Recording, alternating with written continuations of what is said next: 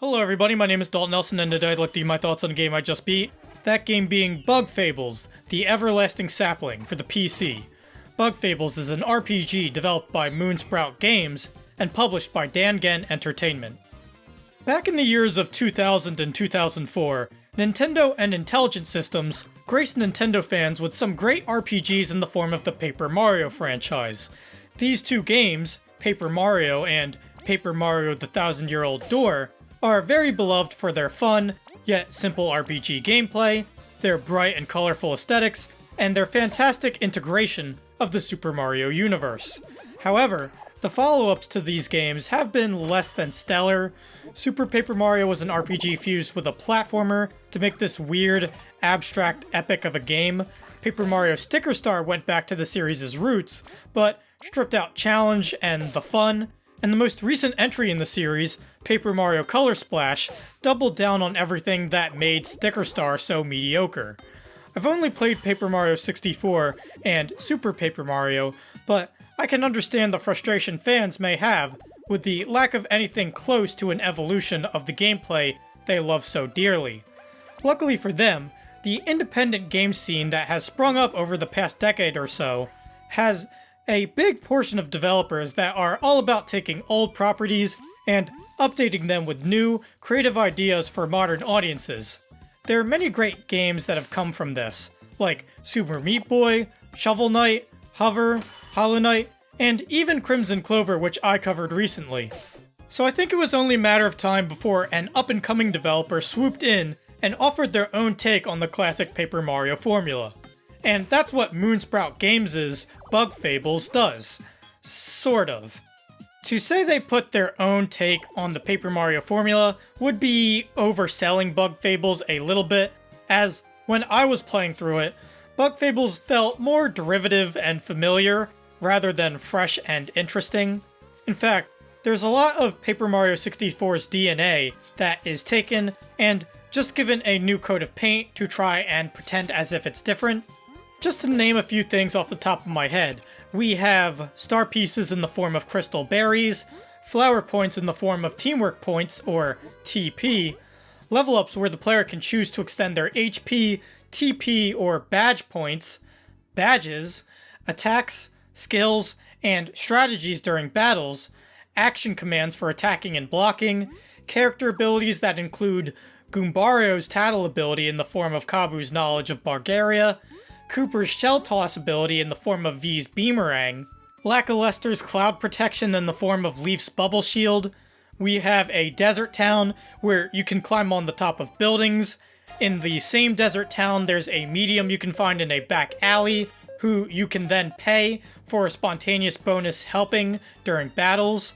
There's a part of the game where you have to go into said desert next to the town to find a hidden ruin, while combing through its expansive desert layout. Then there's cooking, where you can use either 1 or 2 ingredients. And there's a MacGuffin the player gets at the end of the game to nullify the power that the big bad guy has that they used earlier in the game to crush them easily. And I swear to God, I am only scratching the surface here. There is more than that. It seems like at every turn of Bug Fables, I was not able to play the game without being reminded of Paper Mario 64 in some way. And that's bad. Really bad. It really hurts Bug Fables' identity right out of the gate, and forces the player to compare this game to another, whether they want to or not. But to Moonsprout's credit, there are some key differences between Bug Fables and Paper Mario 64 that make the former stand out just a smidge. Like the battling, which is identical to what you would find in Paper Mario, but how Bug Fables changes these up are aspects I really like about the game. First, there are smaller improvements that go a long way, like being able to spy on your enemy and find out their stats right away with any character at any time. There's also the scaling experience cap, which increases every time you level up, making you work harder to get stronger, and adding a decent sense of progression.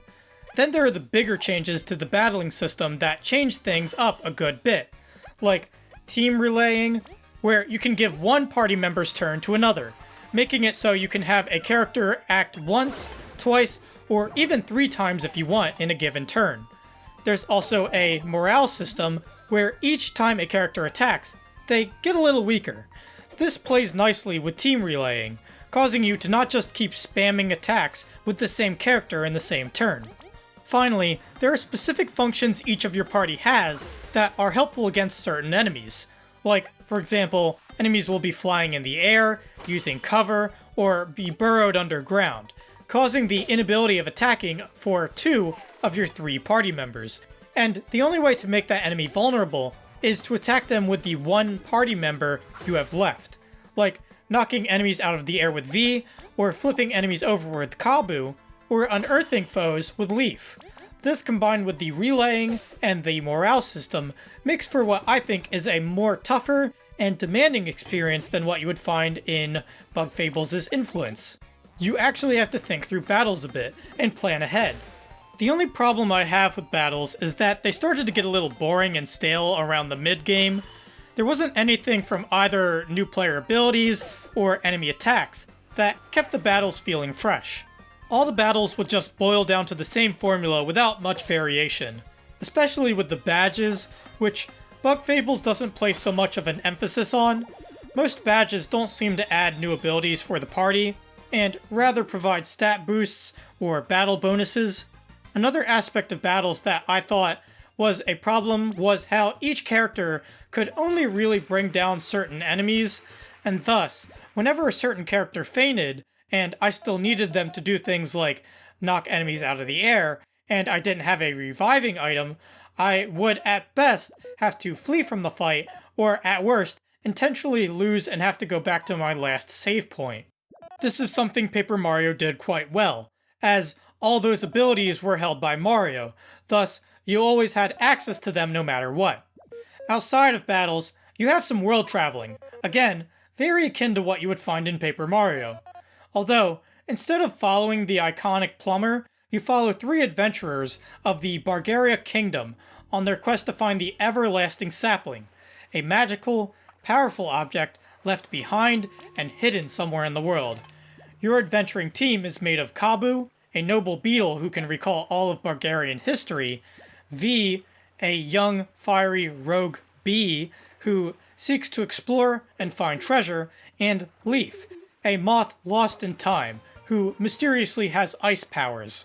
All 3 of these characters, as well as the entire cast of Bug Fables as a whole, sport some great, sweet, cute-looking designs. Everything is very simple, yet welcoming. Your exploration team also has some great dynamics between them, as their varying personalities bounce off each other pretty well. There is the odd line of dialogue here or there, referencing modern lingo that sticks out like a sore thumb. This is especially obvious with Leif, who seems very reserved most of the time, but overall a good collection of protagonists. And this extends to the world itself where, with the exception of that desert town mentioned earlier, all the parts of Bugaria stick out from each other and offer something new in terms of setting and vibe. While traveling the world, you can switch between your team members on the fly to use their abilities to progress further, like using V's Beamerang to flip switches and turn cranks. There is an odd quirk with these abilities, as with the flat projection each character is presented as, also comes with them facing only 2 ways. This complicates things when you need to hit an object at a certain direction, and the character isn't facing the way you thought they were, and thus leads to complications. There's also things to find and collect like discoveries, enemy entries in your bestiary, and recipes. And while the world is pretty expansive, there's a nice underground cave system that works for fast traveling, making backtracking to older areas very easy. Occasionally, something funky mechanically will get in the way of your exploration, bringing things down in terms of quality, like the thin planks you have to walk on diagonally. All of these planks seem to have rounded edges on their colliders, so getting close to edges will see your characters easily slide off. There's also much more of an emphasis on platforming in Bug Fables than in Paper Mario, which I think comes for the worse, as gauging perspective can be tough, and some platforms are way too small or just aren't finely tuned. There are also multiple stealth sections that aren't fun to play through, especially when you can't tell which way the enemies are facing, or what distance they can see you from. If I remember correctly, Paper Mario also had stealth sections, but these always came after bosses, providing for a nice cooldown for the player, plus where you could hide and where enemies could see was communicated much more clearly. Here in Bug Fables, however, I felt these were nothing more than annoying diversions from the main meat of the game. Speaking of, I like the story of Bug Fables a lot. There's a good sense of adventure, exploration, and discovery laced throughout the game, and if you ever get bored, tired, or finished with it, there's a good amount of side quests to keep your interest. And for what it's worth, Moonsprout sticks the landing quite nicely with a great ending that provides a good sense of closure for Bug Fables. But that doesn't get rid of all the boring moments and all the derivative moments of the game. There's enough here to make for an entertaining game, but not enough to wow anyone who's familiar with Bug Fables' main influence. So, with that being said, I'm going to give Bug Fables a final score of a high 5 out of 10. Moonsprout has a good sense of world building, characters, and a neat idea for differentiating battle mechanics, but I would be hard pressed to play through Bug Fables again. I would sooner dust off my Nintendo 64 and pop in a childhood favorite while wielding the awkward 3-prong controller. That concludes my review of Bug Fables. If you like my reviews, you can like, comment, or subscribe. I also have my social media links down in the description below, as well as a link to my online portfolio, where you can see game design works that I have done. There's also a link to my Backloggd profile, where you can see my scores at a glance. And with that out of the way, please make sure to have a nice day.